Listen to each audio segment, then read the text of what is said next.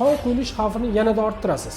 Bu tekshiruv orqali bosh miyaga qon quyilishi yoki qon quyilmaganligi to'g'risida to'liq ma'lumot olish mumkin. Bu tomonda ko'proq ayrim holatlarda to'liq qo'l-oyoqlarning ishlamay qolishi insult kasalligiga olib keluvchi eng xavfli omillardan bo'lishi mumkin.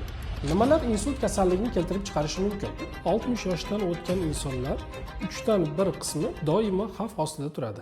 Assalomu alaykum aziz obunachilar. Bugungi mavzumiz insult. Insult bu nima? Nima uchun xavfli? Buni nima uchun hamma bilishi shart. Insult kasalligi bilan 60 yoshdan o'tgan insonlar 3dan 1 qismi doimo xavf ostida turadi. Bosh miyada qon aylanishining o'tkir buzilishiga biz insult deymiz. Ikki xil turi bor. Ommachida aytilishdek, biri qon quyilib qolishi, ikkinchisi qon yetib bormay qolishi. Demak, ishemik hamda gemorragik insult. Bugun sizlar bilan aynan ishemik va gemorragik insultlar to'g'risida gaplashamiz. Birinchi, siz bilan biz biladigan, bilib olishimiz kerak bo'lgan narsa insultni keltirib chiqaruvchi omillar. Nimalar insult kasalligini keltirib chiqarishi mumkin? Insultning asosiy eng ko'p uchrovchi sabablari. Birinchisi bu qon bosimi. Ikkinchisi qandli diabet kasalligi. Uchinchisi semizlik. To'rtinchisi bu stress va depressiyalar. Beshinchisi aktiv harakatlarning pastligi. Oltinchisi chekish va bu alkogolli mahsulotlarni iste'mol qilish. Hozir sanab o'tilgan sabablar eng ko'p uchrovchi sabablardan biri. Qo'shimchasi yana bir nechta sabablar ham bo'lishi mumkin.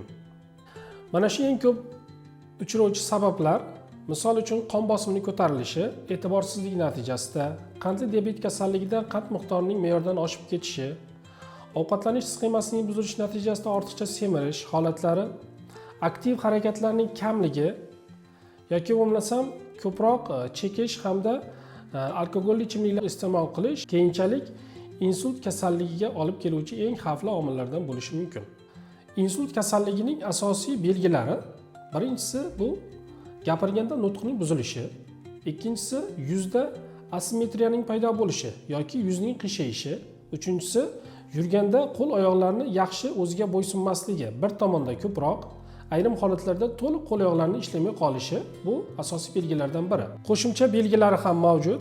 Bemorlarimizda kuchli bosh og'rig'i, bosh aylanishi, bosh aylanganda ko'ngilni aynishi, holsizlik holatlari bular qo'shimcha belgilar hisoblanadi. Quyidagi belgilarga qarab insultimizni farqlab olishimiz mumkin. Bu bosh miyaga qon quyilgan bo'lishi mumkin yoki bosh miyaga qon yetib bormay qolgan bo'lishi mumkin. Ishemik insult bo'lib qolgan bo'lishi mumkin degan fikr bildirishimiz mumkin.